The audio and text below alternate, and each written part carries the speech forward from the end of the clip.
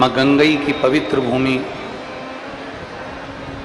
गंडई छत्तीसगढ़ में ये पवित्र कथा चल रही है, जिसका आज तृतीय दिवस है। और यदि आपने और हमने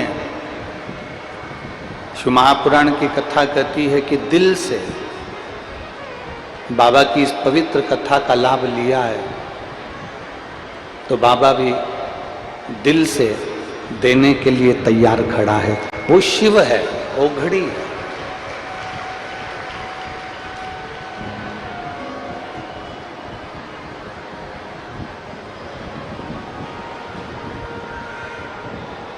भगवान ब्रह्मा, विष्णु और महेश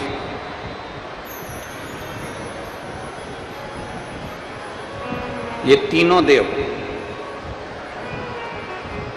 शिव महापुराण की कथा कहती है इनमें कोई भेद नहीं।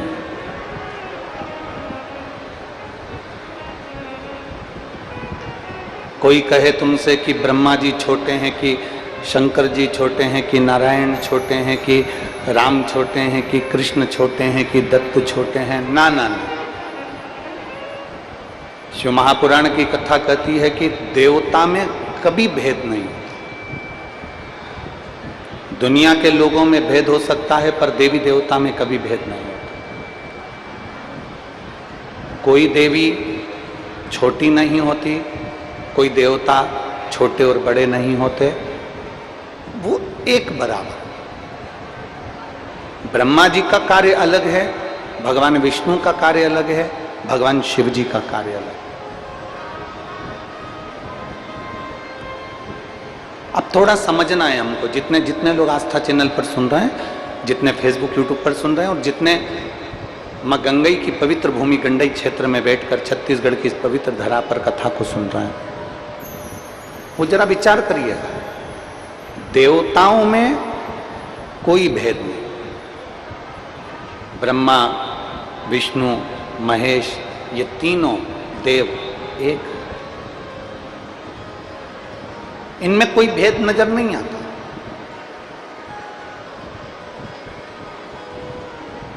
ये तीनों देवता हमको सिखाते हैं कि भगवान शंकर का जो अभिषेक होता है वो 3 टेकी लगी होती है और उसके ऊपर कलश रखा होता है, और कलश में से एक एक बूंद पानी शिवलिंग के ऊपर गिरता है। ये हमको बताते हैं कि ब्रह्मा, विष्णु और महेश एक एक बूंद पानी जो पृथ्वी पर गिर रहा है, मतलब ये तीनों एक हैं, इनमें कोई भेद नहीं है। इन तीनों में कोई भेद नहीं। और आरती में भी सारे देवताओं की आरती भले अलग अलग गाई जाती है, पर भगवान शंकर की आरती में तीनों देवताओं का गुणगान होता है। ब्रह्मा विष्णु सदा शिव जानत भोले जानत प्रणवक्षर के ओम अक्षर के ये तीनों ओम हर हर तीनों एक है। और अक्षय माला वनमाला मुंड माला भोले मुंड माला चंदन मृद मृद सो चंदन मृद मृद सो भोले शुभ ओम हर हर। शिव महापुराण की कथा कहती है कि ब्रह्मा, विष्णु और महेश इन तीनों में कोई भेद नहीं है। तीनों देवताओं में कोई भेद नहीं है, तीनों के स्वरूपों में कोई भेद नहीं है, तीनों के अंतर्गत कोई भेद नहीं है, पर दुनिया के लोगों ने इनमें भेद कर दिया।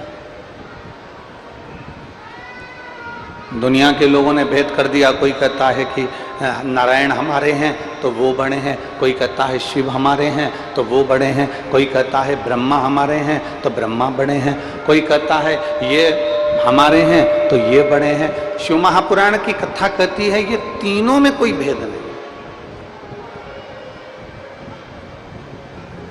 ये हमको लगता है, ये हमारी दृष्टि से हम जो गलत सोच लेते हैं ना, गलत विचार कर लेते हैं, हमें लगता है कि इन देवताओं में भेद है, पर भेद किसी में। एक दुकान पर 2 भाई, 3 भाई, 4 भाई, दुकान एक है और चारों भाई एक साथ काम कर रहे हैं।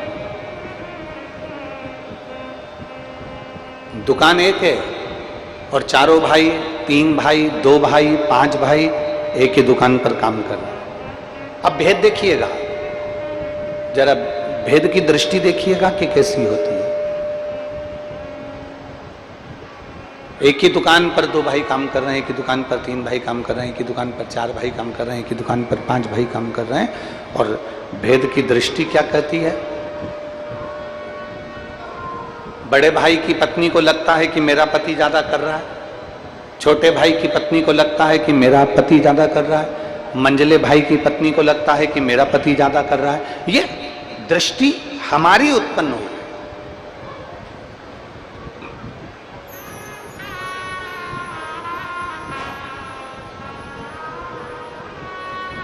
मां अपने बच्चे को बराबर का दूध पिलाती है,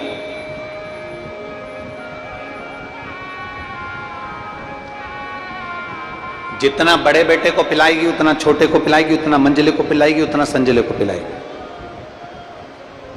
मां अपने बच्चे को बराबर का दूध पिलाती है। मां की दृष्टि में यह भेद नहीं रहता कि मैं बड़े को ज्यादा पिलाऊं कि छोटे को ज्यादा पिलाऊं।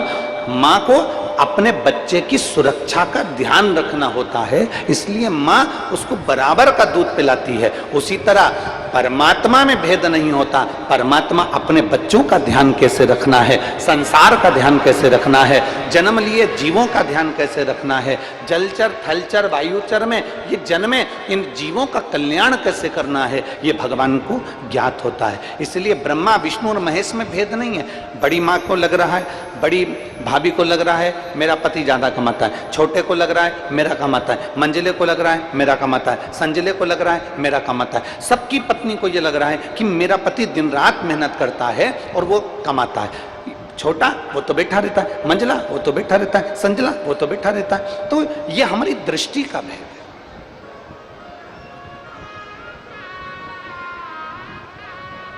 इसको हमारी दृष्टि का भेद कहा गया। और दृष्टि के भेद में जब तक रहोगे ना, तब तक परमात्मा नहीं मिल सकता। जिस दिन आपने सोच लिया कि कोई भी देवता, कई लोग कह देते हैं कि अगर तुम देवी जी को नहीं पूछोगे तो वो रुष्ट हो जाएगी, तुम ये वाले देवता को नहीं पूछोगे तो रुष्ट हो जाएगा, तुम वो वाले देवता को नहीं पूजोगे तो रुष्ट हो जाएगा। ये कई लोगों के मन में भाव जागृत रहता है, कई लोगों के मन में ये चलता रहता है कि ये रुष्ट हो जाएंगे, वो रुष्ट हो जाएंगे। शिव महापुराण की कथा कहती है, मां, पिता, परमात्मा और गुरु। जम के बोलो कौन कौन?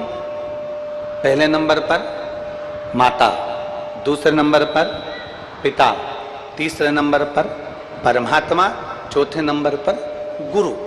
माता, पिता, परमात्मा और गुरु अगर ये रुष्ट भी होते हैं ना, तो अपने भक्त का कल्याण ही करते हैं।